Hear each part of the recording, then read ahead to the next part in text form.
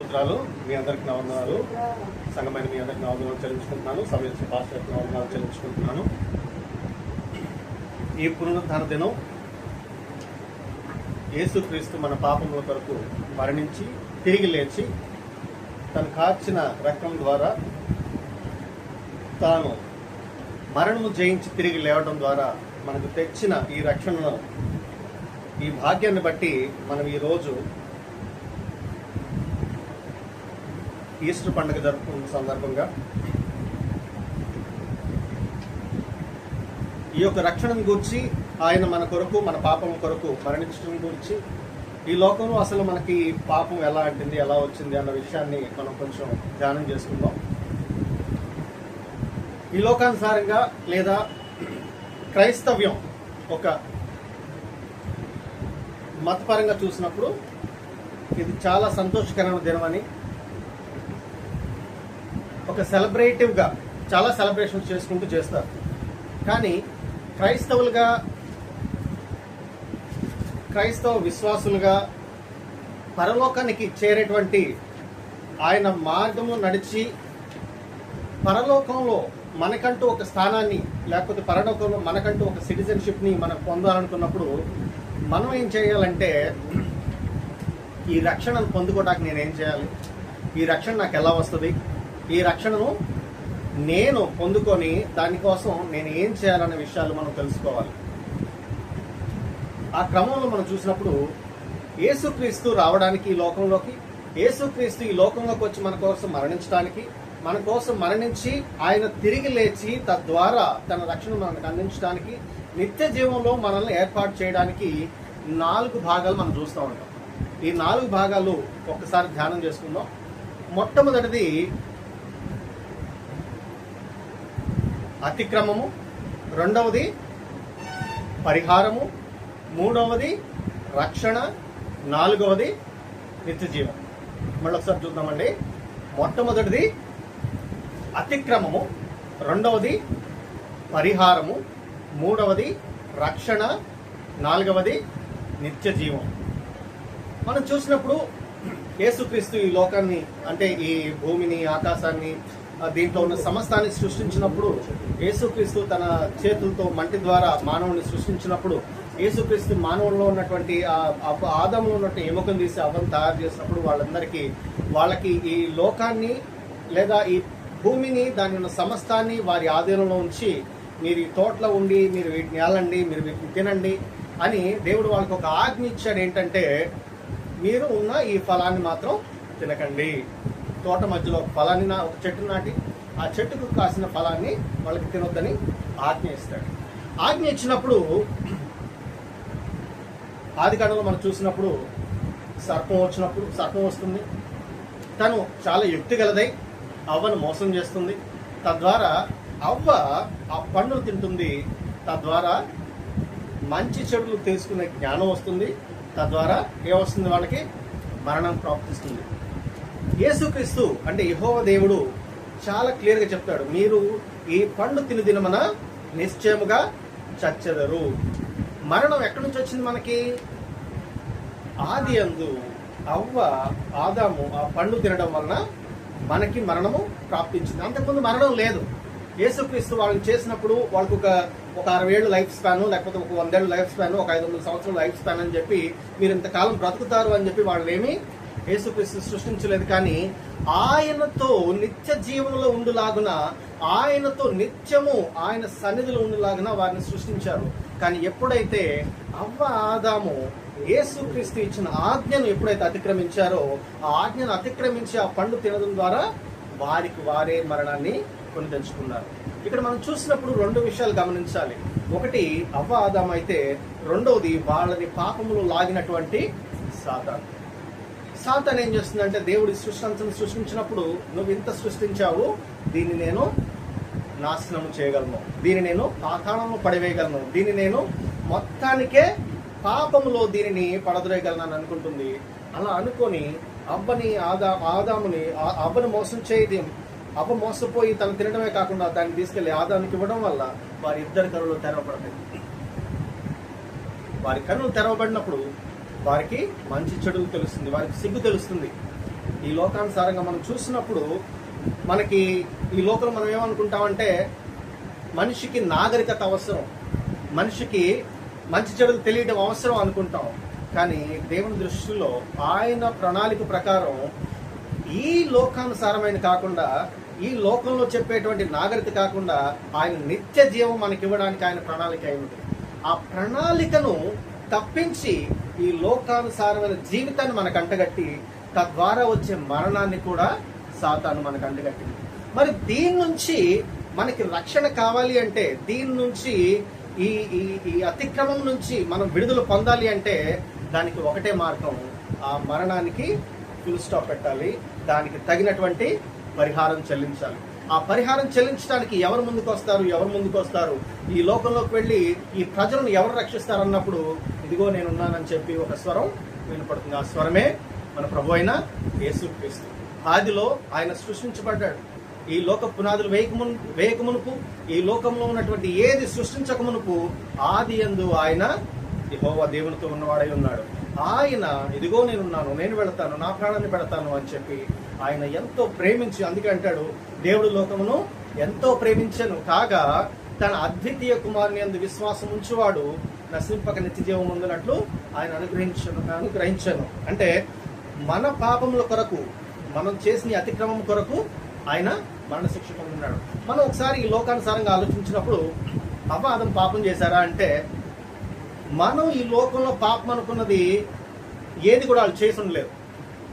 మనం లోకంలో పాపం దేన్ని అంటాం? వ్యభిచారం కానీ, దొంగతనం కానీ, లేకపోతే మోసం కానీ, అబద్ధం కానీ, వీటిని మనం పాపం అంటూ ఉంటాం ఈ లోకానుసారంగా చూసినప్పుడు. లేదా నరహత్య చేయడం కానీ పాపం, వాళ్ళు ఇవేం చేయలే. అంటే లోకానుసారమైనటువంటి పాపం గురించి దేవుడు మాట్లాడట్లేదు, కానీ ఈ లోకానుసారమైనటువంటి పాపపు డెఫినేషన్ దేవుడు ఇవ్వట్లేదు. కానీ దేవుడు ఏం చెప్తున్నాడంటే, ఆయన ఒక మాట చెప్పాడు, ఏమని? ఈ పండు తినొద్దు అని. ఆ పండు ఎప్పుడైతే తిన్నారో వాళ్ళు ఏం చేశారు? దేవుని ఆజ్ఞను అతిక్రమించారు. అందుకే అంటాడు దేవుని వాక్యంలో, ఆజ్ఞ అతిక్రమమే పాపము. మనం చూసినప్పుడు రోమికి రాసిన పత్రిక 6వ అధ్యాయం 23వ వచనంలో చూసినప్పుడు ఏమంటాడు అక్కడ?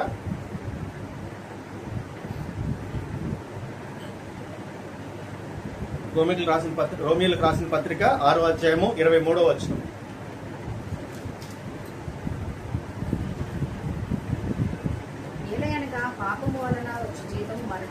ఏలయనగా పాపం వలన వచ్చు జీతం మరణము. పాపం వలన ఏమొస్తుందంట?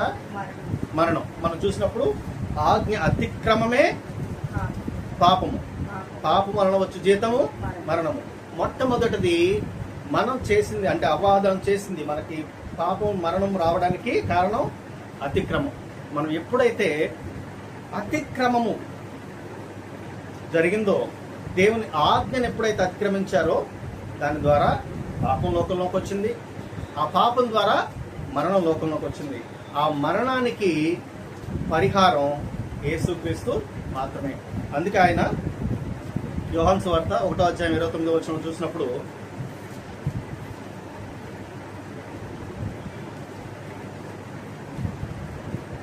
యోహాను సువార్త 1వ అధ్యాయం 29వ వచనం,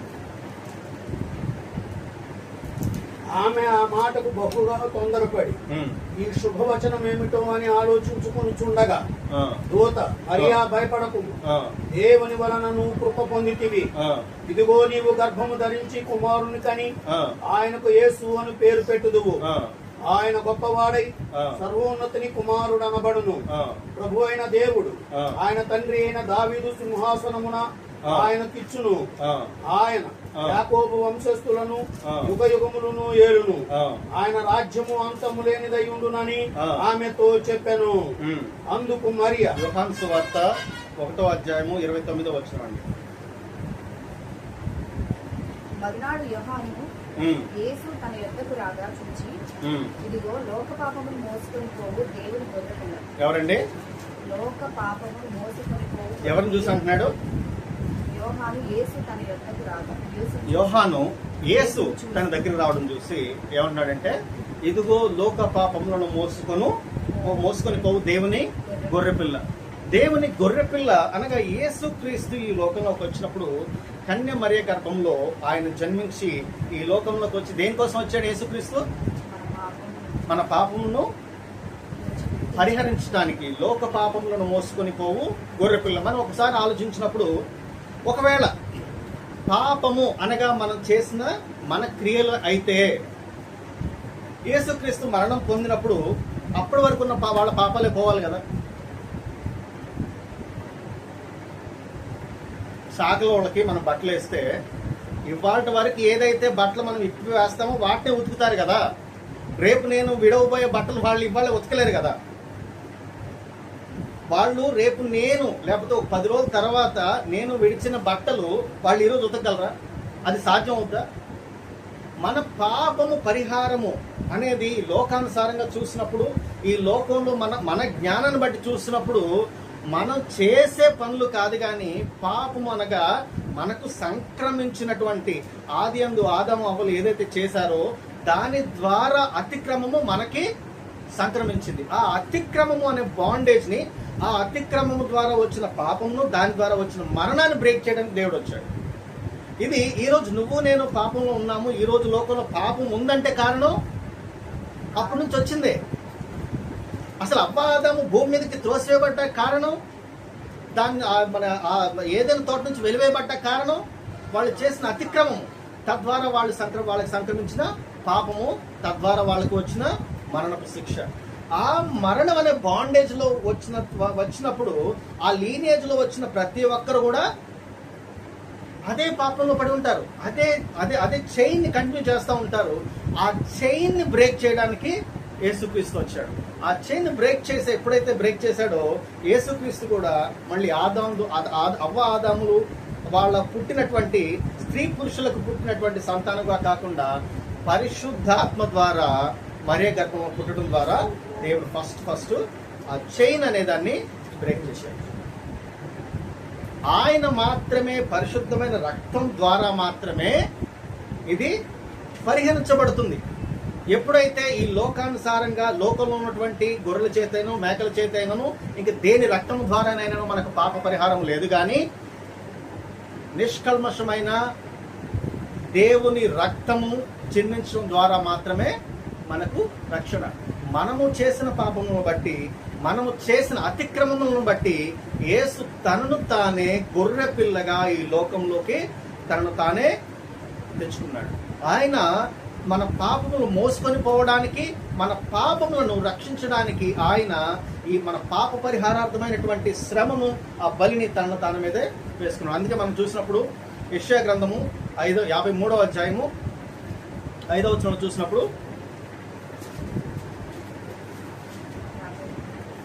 యెషయా గ్రంథము 53వ అధ్యాయము, మన అతిక్రమ క్రియలను బట్టి. ఎవరి వల్ల? అసలు యేసుక్రీస్తు ఈ లోకంలోకి వచ్చిన తర్వాత ఆయన గాయపరచబడాల్సిన అవసరం ఏముంది?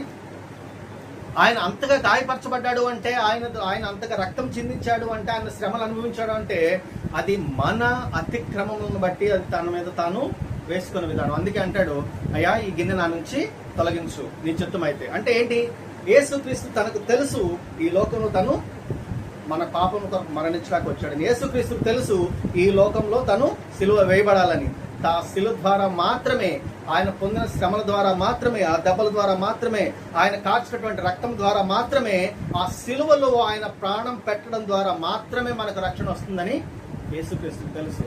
దాని ద్వారా ఆ శ్రమలు అనుభవించడానికి కూడా తనను తాను అప్పగించుకొని ఆ శ్రమలు మన కోసం పొందాడు. అది దేవుడు మన పాపముల కొరకు చేసిన పాప పరిహారార్థ బలి. తనను తానే పాప పరిహారార్థ బలిగా మన పాపముల కొరకు ఆయన అర్పించుకొని బలియాగం చేసుకున్నాడు. మనం చూసినప్పుడు ఆయన బలియాగం పొంది, ఏదో ఇప్పుడు ఈ లోకంలో మనం ఏ గొర్రెనన్నా మేకనన్నా బలి చేసిన తర్వాత అది తిరిగి బతుకుతుందా?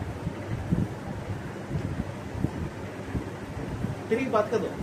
అంటే మనం ఇచ్చిన బలి అది వర్క్ అయినట్టేం కాదు. ఏ లోకంలోకి ఎక్కడ కూడా బలి ఇచ్చేసిన తర్వాత, ఒకవేళ గొర్రెలు కానీ మేకలు కానీ పోతులు కానీ ఏదైనా కూడా బలి ఇచ్చిన తర్వాత అది చనిపోతుంది. అంటే అది చనిపోయి ఆ స్థితిలోకి వెళ్ళిపోయిన తర్వాత అది మనకి రక్షణ ఎలా తెస్తుంది? యేసుక్రీస్తు అయితే చనిపోయిన తరువాత ఆయన చెరను పాతాళంలోకి వెళ్ళి ఏం తీసుకొచ్చాడంటే చెరను చెరగా పట్టుకొని పైకి తీసుకొచ్చా. అంటే ఏదైతే మరణము అవ్వ ఆదాము ద్వారా ఈ లోకంలో ప్రవేశించిందో, ఏదైతే పాపము అవ్వ ఆదాము ద్వారా ఈ లోకంలోకి వచ్చిందో, ఆ మరణాన్ని, దానికి వచ్చిన జీతము, పాపాన్ని యేసుక్రీస్తు తన రక్తము ద్వారా పరిహరించాడు. పరిహరించి చెరను చెరగా పట్టుకొని తీసుకొని బయటకు వచ్చాడు. అంటే ఆ జీతానికి దేవుడు తన ప్రాణాన్ని పే ఆఫ్ చేశాడు. పాపం ద్వారా వచ్చిన జీతం మరణమైనప్పుడు యేసుక్రీస్తు తన మరణం ద్వారా అక్కడికి వెళ్ళి ఆ పాపమును తన రక్తం ద్వారా క్యాన్సిల్ చేశాడు. అంటే తాను క్రయధనముగా తనను తానే చెల్లించుకున్నాడు. ఆ క్రయధనం చెల్లించడం ద్వారా ఇంకా పాపం లేదు కదా. మనం చూసినప్పుడు బాగా గమనించండి, పాపము ద్వారా వచ్చు జీతం మరణము అని బైబిల్ రాస్తుంది. ఒకవేళ పాపము ఇంకను దాని చైన్స్ బ్రేక్ అవ్వకుండా పాపం ఇంకను లోకంలో రాజ్యంలో ఏలితే యేసుక్రీస్తు తిరిగి బతికేవాడు కాదు. యేసుక్రీస్తు చనిపోయి తిరిగి లేవటం ద్వారా, మరణాన్ని జయించడం ద్వారా, పాపము ద్వారా వచ్చు జీతం మరణము, ఆ మరణము శాశ్వతము అన్న దాన్ని బ్రేక్ చేయడం ద్వారా ఆ మరణాన్ని జయించాడు. అంటే పాపము లోకములో లేదు. లేదు అంటే ఆయన రక్తము ద్వారా ఎవరైతే కరగబడతారో వాళ్ళకి ఇంకా పాపం లేదు. ఆయన అది బ్రేక్ చేశాడు కదా. ఇక లోకంలో మరణం లేదు, తీసేశాడు. ఆ మరణము తీసేసిన దాన్ని మనం పొందుకోవడమే దేవుడు మనకిచ్చే రక్షణ. అది చెప్పుకుందాం. యేసుక్రీస్తు ఆ మరణాన్ని జయించి 3వ దినాన్ని తిరిగి లేయటం ద్వారా మనకేం తీసుకొచ్చాడు? రక్షణ తీసుకొచ్చాడు. మొదటిది ఏం చేసాం? మనం అతిక్రమం చేసాం. దానికోసం దేవుడు ఈ లోకానికి వచ్చి తనను తానే పాప పరిహారార్థ బలిగా తను అర్పించుకొని బలియాగము చేయడం ద్వారా 3వదిగా మనకేం తీసుకొచ్చాడు? దేవుడు రక్షణ తీసుకొచ్చాడు. ఇప్పుడు నువ్వు ఆ పాపము సంకట నుంచి విడిపించబడాలి, ఆ మరణపు సంకట నుంచి విడిపించబడాలి. తిరిగి నువ్వు ఏదైనా తోటకి లేకపోతే పరలోకానికి వెళ్ళి దేవునితో కూర్చొని ఆయన సింహాసనం దగ్గర కూర్చొని ఆయన రాజ్యంలో నువ్వు తిరిగి నిత్య జీవం పొందాలంటే ఆ రక్షణను నువ్వు పొందుకోవాలి. ఆ రక్షణను మనం ఎలా పొందుకోవాలి? అపోస్తలులు రాసిన పత్రిక, అపోస్తల కార్యాలు 2వ అధ్యాయం 24వ వచనం.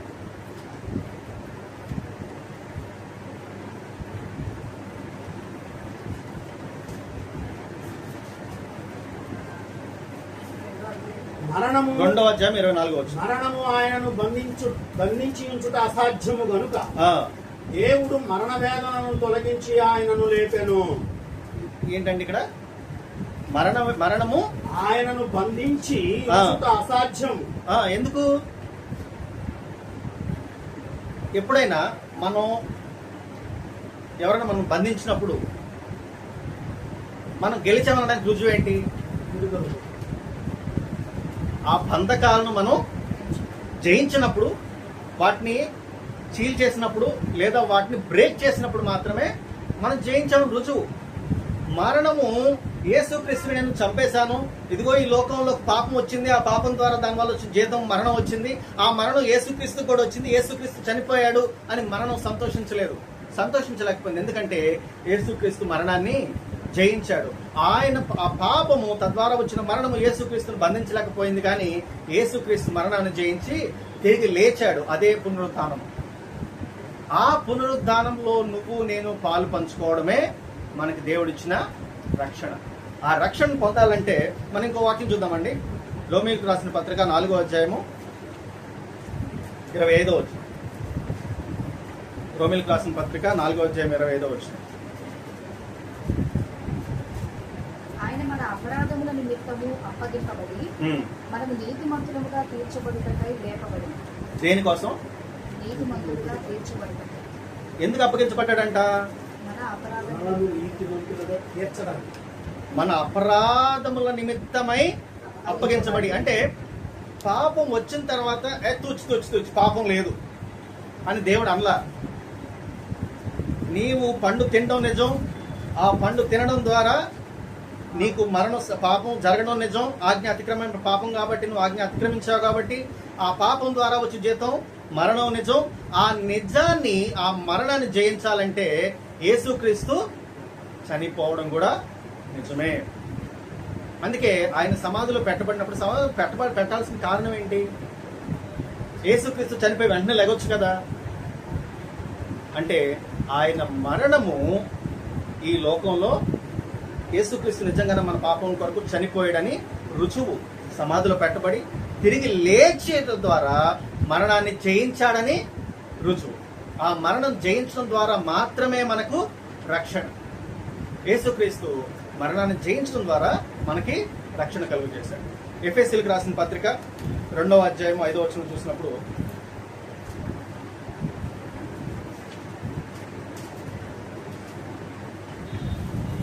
ఎఫెసీయులకు రాసిన పత్రిక 2వ అధ్యాయం 5వ వచనం, అయినను దేవుడు కరుణా సంపన్నుడై ఉండి మనము మన అపరాధముల చేత చచ్చిన వారమై ఉండినప్పుడు సైతము మన ఎడల చూపిన తన మహా ప్రేమ చేతను మనలను క్రీస్తుతో కూడా బ్రతికించాడు. ఎవరితో కూడా బ్రతికించాడు? క్రీస్తుతో కూడా. మనం ఇప్పుడు గమనించినట్లయితే యేసుక్రీస్తు చనిపోయి లేచి వచ్చినప్పుడు ఆయన తీసుకువచ్చిన రక్షణ అనేది మనం క్రీస్తుతో కూడా ఉంటేనే మనకు రక్షణ. ఎవరితో ఉంటే రక్షణ? మనం చూసినప్పుడు సహజంగా ఈ లోకంలో యేసుక్రీస్తు మన కోసం పుట్టాడు, మన కోసం చనిపోయాడు, తద్వారా మనకి రక్షణ వచ్చేసింది. అంటే అందరు క్రైస్తవులు రక్షణ పొందినట్టేనా? యేసుక్రీస్తుని క్రైస్తవ్యంలో ఉన్న ప్రతి ఒక్కరూ రక్షణ పొందినట్టేనా? మేము క్రీస్తుని నమ్మాము అనుకున్న ప్రతి ఒక్కరు రక్షణ పొందినట్టేనా? ఎవరు పొందినట్టు రక్షణ? ఆయనతో కూడా ఉంటేనే. ఆయనతో ఉంటేనే అంటే నా యందు మీరును మీ యందు నా మాటలను ఉండిన ఎడల మీరు ఏది అడుగుతారో, అంటే మనం ఏమడుగుతున్నాం దేవుణ్ణి? ఆయన రక్షణను, నిత్య జీవన్ మనం అడిగినప్పుడు మనం ఎవరితో ఉండాలి? దేవునితో ఉండాలి. దేవుని ఆజ్ఞ చొప్పున నడవాలి. మళ్ళీ మనం చూస్తే ఆయన ఆజ్ఞని మనం ఎప్పుడైతే తప్పుతామో ఖచ్చితంగా మళ్ళీ మనం పాపంలో పడిపోయినట్టే లెక్క. అదొక లూప్ లాగా అయిపోతుంది మనకి. అందుకే దేవుడు అంటాడు, అయితే వెచ్చగైనా ఉండు లేదా చల్లగైనా ఉండు, నులివెచ్చగా ఉంటే ఏం చేస్తాను? ఉమ్మి వేస్తాను. నువ్వు అనుకుంటావు, అయ్యా నేను ఇవాళ చాలా పరిశుద్ధంగా జీవిస్తాను, నేను ఇవాళ నీ సేవ అద్భుతంగా చేస్తాను, లేకపోతే నీ పరిచర్య చేస్తాను, లేకపోతే నీలో ఉంటాను, నీ వాళ్ళు ఉండి రేపొద్దున మళ్ళీ తిరిగి పాపంలోకి వెళ్ళి మళ్ళీ తిరిగి వస్తే నువ్వెవరు అంటున్నాడు దేవుడు? వేషధారి.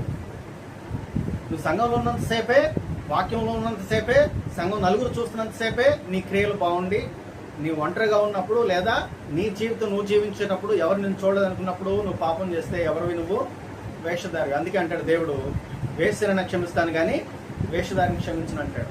యేసుక్రీస్తు వేశ్యను ఎందుకు క్షమిస్తున్నాడు అంటే తను పాపం చేసినప్పుడు తనకు ఒక అవకాశం ఉంటుంది. ఏంటిది?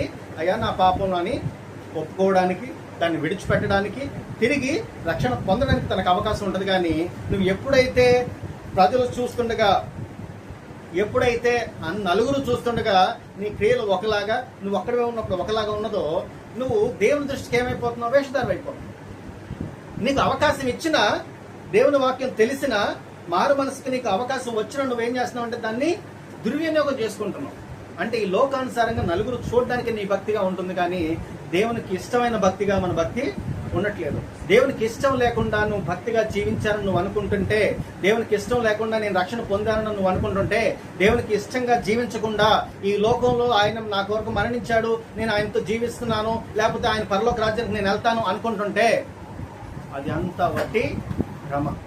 నువ్వు ఎప్పుడైతే దేవుల్లో పరిపూర్ణంగా ఉంటావో, ఎప్పుడైతే వాక్యంలో పరిపూర్ణంగా ఉంటావో, ఎప్పుడైతే వాక్యానుసారమైన జీవితాన్ని నువ్వు కలిగి ఉంటావో, అప్పుడు మాత్రమే ఈ దేవుడు అనుగ్రహించిన రక్షణ నీకు అనుగ్రహించబడుతుంది. తప్ప నువ్వేదో నేను అనుకోని నేను బాగా పాటలు పాడుతున్నాను, లేదా నలుగురికి వాక్యం చెప్పగలను, లేదా సంఘంలో నేను చాలా ప్రముఖ స్థానంలో ఉన్నాను, నలుగురికి నేను చెప్పగలిగే స్థానంలో ఉన్నాను, ఈ లోకంలో నేను చాలా చదువుకున్నాను, నాకు ఆస్తిపాస్తులు ఉన్నాయి, ఐశ్వర్యం ఉంది, నాకు అధికారం ఉంది, ఇవి ఏవి కూడా పరలోక రాజ్యానికి నేను తీసుకెళ్ళను. పరలోక రాజ్యానికి తీసుకెళ్ళింది ఒక్కటే, ఆయన నీకు అనుగ్రహించే రక్షణ.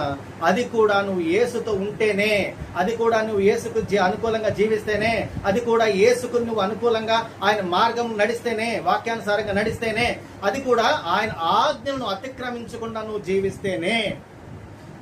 ఆజ్ఞ అతిక్రమమే పాపం కాబట్టి ప్రతిసారి ఆజ్ఞ అతిక్రమించినప్పుడల్లా తిరిగి తిరిగి పాపలు పడిపోతున్నాం, యేసుక్రీస్తుని మళ్ళీ మళ్ళీ సిలువేస్తున్నాం.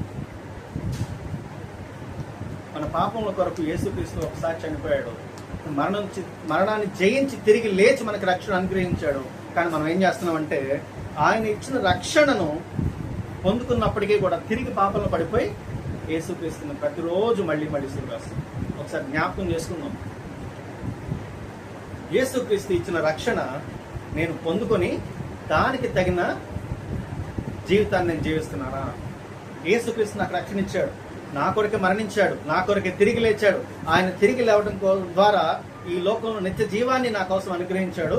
ఆ నిత్య జీవాన్ని పొందుకోవడానికి సరి అయిన జీవితాన్ని నేను జీవిస్తున్నానా అని మనం ప్రశ్నించుకోవాలి. ఈ లోకంలో పండగలు చేసుకోవడం అంటే ఈస్టర్ వచ్చింది పండగ చేసుకున్నాం, గుడ్ ఫ్రైడే వచ్చింది పండగ చేసుకున్నాం, క్రిస్మస్ వచ్చింది పండగ చేసుకున్నాం కాదు. ఆ పండగ నీ జీవితంలో నెరవేరుకుందా?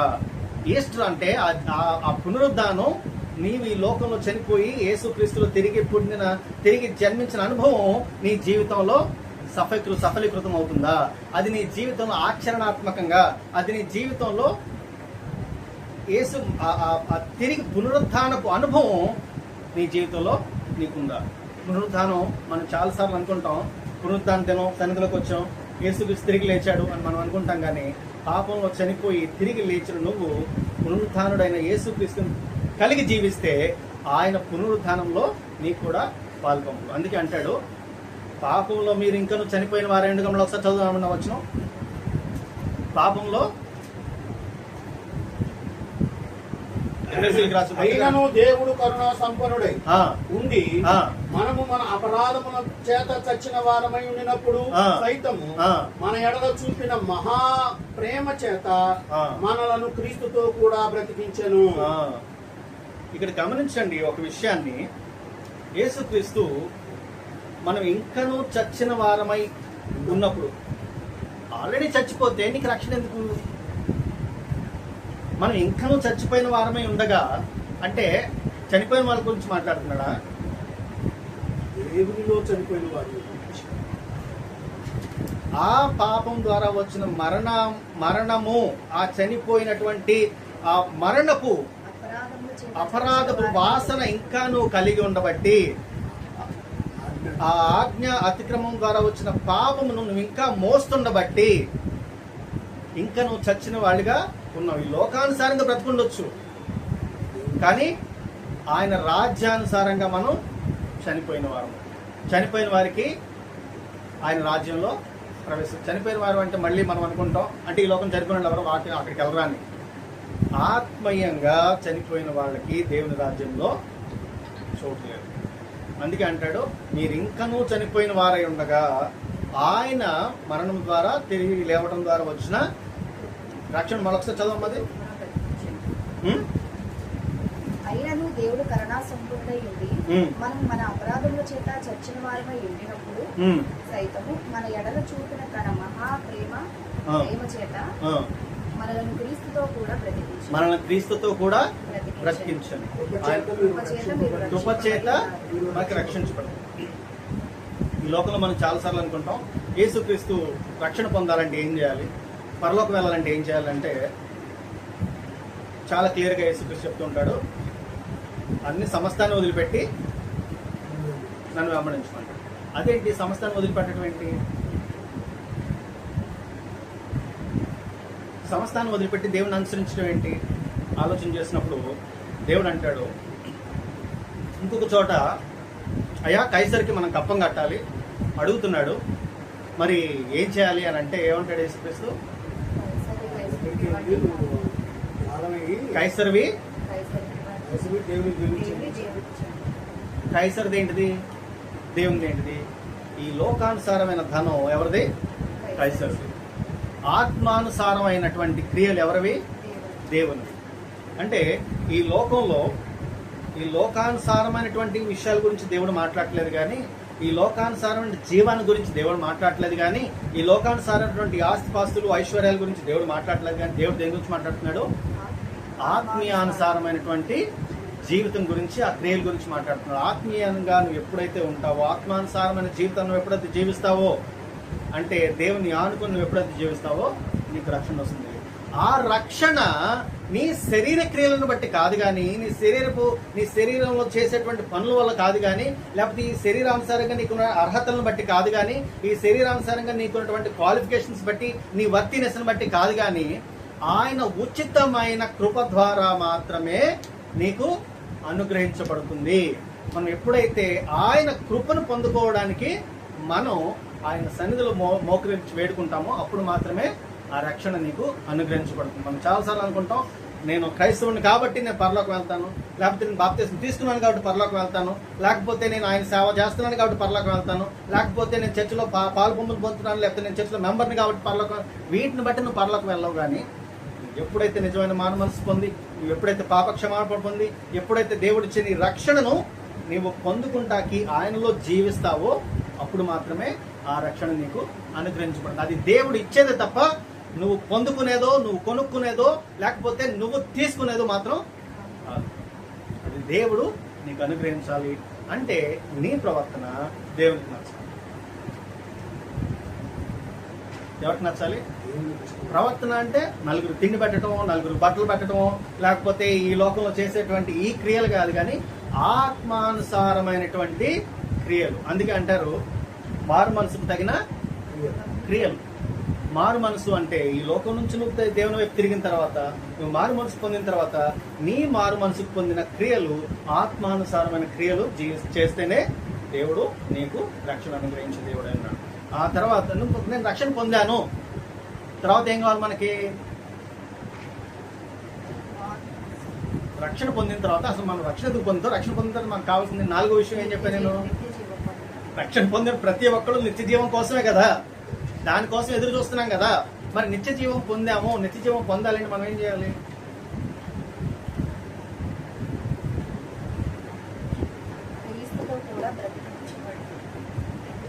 అపోస్తలుల కార్యం 17వ అధ్యాయము 6వ వచనంలో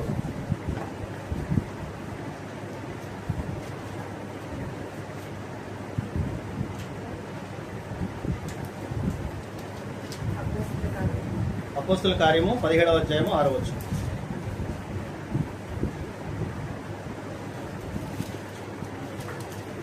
అయితే వారు కనబడనందున యాసోనును అపోస్తలుల కార్యము 17వ అధ్యాయము 6వ వచనం. తరువాత పౌలు వారి మీద చేతులుంచగా పరిశుద్ధాత్మ వారి మీదకి వచ్చింది. అప్పుడు వారు భాషలతో మాట్లాడుతున్నారు. 17వ అధ్యాయం 6వ వచనం 2వ భాగం చదవండి, పూర్తిగా చదవండి. అయితే వారు కనబడనందున యాసోను కొందరు సహోదరులను ఆ పట్టణపు అధికారుల యొద్దకు ఈడ్చుకొని పోయి భూలోకమును తలక్రిందులు చేసిన వీరు ఇక్కడకు వచ్చి ఉన్నారు, యాసోను వీరిని చేర్చుకొని ఉన్నాడు, వీరందరూ యేసు అని వేరొక రాజు ఉన్నాడని ప్రకటిస్తున్నారు. అంటే ఇక్కడ చూసినప్పుడు భూలోకమును తలక్రిందులు చేయవారు ఇక్కడికి వచ్చారు. ఎవరెవరి గురించి మాట్లాడుతున్నారు ఇక్కడ? పౌలు శిలల గురించి. వాళ్ళు ఎవరిని ప్రకటిస్తున్నారంట? యేసును ప్రకటిస్తున్నారంట. యేసును ప్రకటిస్తుంటే మరి భూలోకం తలకిందులు చేసేవాళ్ళు ఎక్కడికి వచ్చారని వాళ్ళు ఎందుకు అంటున్నారు అంటే, వాళ్ళు ఆ పట్టణంలోకి వెళ్ళినప్పుడు యేసును ప్రకటిస్తున్నప్పుడు వాళ్ళకి అప్పటి వరకు ఉన్నటువంటి బిలీఫ్ని కానీ వాళ్ళ నమ్మకాలను కానీ వీళ్ళు ఏం చేస్తున్నారు? ఖండిస్తున్నారు. దేవుని వాక్యం చేత వాళ్ళు చేసే ప్రతి తప్పును కూడా ఏం చేస్తున్నారు? వీళ్ళు ఖండిస్తున్నారు కాబట్టి వీళ్ళు ఏమంటున్నారంటే, అయ్యా భూలోకం మొత్తం తలకిందులు చేస్తున్నారంటే వీళ్ళేం కాంప్లిమెంట్ ఇవ్వట్లే. ఇక్కడ వాళ్ళు ఏం చేస్తారంటే ఎటకారంగా మాట్లాడుతున్నారు. ఏమని? ప్రతిదీ విషయం కూడా వీళ్ళు తిప్పి చెప్తున్నారు, తిరగేసి చెప్తున్నారు, మేము నమ్మిన ప్రతిదాన్ని తప్పని చెప్తున్నారు, భూలోకంని తలకిందం చేసేవాళ్ళు ఇక్కడ కూడా వస్తున్నారు. కానీ ఆత్మీయానుసారంగా చూసినప్పుడు భూలోకం తలకిందం చేసేవారుగా. ఎందుకు అంటే ఈ లోకం ఏదైతే స్థిరమని నమ్మిద్దో, ఈ లోకం ఏది నిజమని నమ్మిద్దో మనం దానికి ఖండిస్తుంటాం. ఎందుకంటే ఈ లోకపు ఆస్తులు కానీ, భోగభాగ్యాలు కానీ, ఈ లోక దర్పాలు కానీ, ఈ లోక ఏది కూడా శాశ్వతం కాదని మనకి తెలుసు. ఎందుకంటే మన నిత్య జీవము దేవునిలో ఉంది కాబట్టి, మన నిత్య జీవము, మన మార్గము, మన రాజ్యము పరలోకమైనది కాబట్టి. కానీ ఈ లోకానుసారంగా చూసినప్పుడు ఈ లోక రాజ్యం ఇక్కడే ఉంటుంది, దాని అధికారం ఇక్కడే ఉంటుంది, దాని ధనం ఇక్కడే ఉంటుంది, దాని ప్రతి వస్తువు కూడా ఈ లోకంలోనే ఉంటుంది. మనం కాదు అని చెప్పినప్పుడు మనం ఏం చేస్తున్నామంట, లోకాన్ని తలకిందులు చేయవారుగా మనకు కనిపిస్తుంది. నువ్వు నిత్య జీవం పొందాలి అంటే నువ్వు ఎవరిని ప్రకటించాలి? ఎవరిని ప్రకటించాలి? వీళ్ళు యేసుక్రీస్తు నిజమైన దేవుడిని నమ్మి ఆయన రక్షణ పొందిన తర్వాత పౌలుసేనులు, ఆయన శిష్యులు ఏం చేస్తున్నారు? వీళ్ళంతా ఏం చేశారు? దేవుడు చివరిగా వాళ్ళకి ఇచ్చిన ఆజ్ఞ ఏంటి? సర్వ సృష్టికి నీవు దేవునిలో నిత్య జీవం పొందాలి అంటే, దేవునిలో ఆయన రక్షణను పొందుకున్నాను అని నువ్వు ఖచ్చితంగా నమ్మాలి, లేకపోతే నీకు రూఢి జరగాలి అంటే ఒక్కటే, సర్వ సృష్టికి సువార్తను ప్రతి క్రైస్తవుడు కూడా ఎందుకు ప్రకటించాలి? ఎందుకు ప్రకటించాలి? ఆజ్ఞ. అది దేవుడు నీకు ఇచ్చిన ఆజ్ఞ. క్రైస్తవుడిగా ప్రతి క్రైస్తవుడుకు అది దేవుడు ఇచ్చినటువంటి ఆజ్ఞ. నువ్వు ఎప్పుడైతే ఆజ్ఞను మేరుతావో మళ్ళీ తిరిగి మళ్ళీ ఎక్కడికి వెళ్తావు? ఆవ దగ్గరికి వెళ్తావు. ఆజ్ఞ అతిక్రమమే పాపము, పాపం వలన వచ్చు జీతం మరణము. నువ్వు ఎప్పుడైతే ఆజ్ఞ అతిక్రమిస్తావో, దేవుని చెప్పిన పనిని నువ్వు నెరవేర్చుకున్నా ఉంటావో, తిరిగి మళ్ళీ అదే పాపం నువ్వు పడతావు, అదే మరణాన్ని నువ్వు కొని తెచ్చుకుంటావు.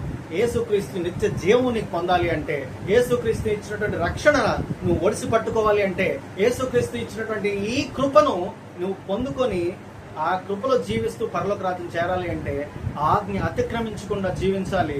దేవుడు చివరిగా నీకు ఇచ్చినట్టు ఆజ్ఞ సర్వలోకమునకు వెళ్ళి సర్వ సృష్టికి స్వార్థ ప్రకటించి అందరినీ దేవుని శిష్యులుగా మార్చాలి. ఈ లోకంలో క్రైస్తవులుగా మనం చేయాల్సింది ఆజ్ఞానుసారంగా జీవించడం, వాక్యానుసారంగా జీవించడం, ఆయన సువార్తను ప్రకటించడం. ఈ మూడు మనం ఎప్పుడైతే చేస్తామో క్రైస్తవులుగా, దేవుని బిడ్డలుగా, మరి ముఖ్యంగా ఆయన రాజ్య వారసులుగా మనం నిత్య జీవాన్ని పొందుకునే వారిగా ఉన్నాం. ఆయన తన రక్తం ద్వారా మనకి ఇచ్చినటువంటి రక్షణ వ్యర్థంగా పోకుండా మన జీవితాల్లో అది సఫలం కావాలని, మనందరం కూడా యేసుక్రీస్తు వచ్చినప్పుడు ఆయన రాజ్యంలో మనందరం కలుసుకోవాలని మీతో అక్కడ ముచ్చటించాలని ఆశిస్తూ నా చిన్న మాటలను ముగిస్తున్నాను. దేవుడు తన పరిశుద్ధ వాక్యాన్ని దీవించి ఆశీర్వదించుతున్నాను.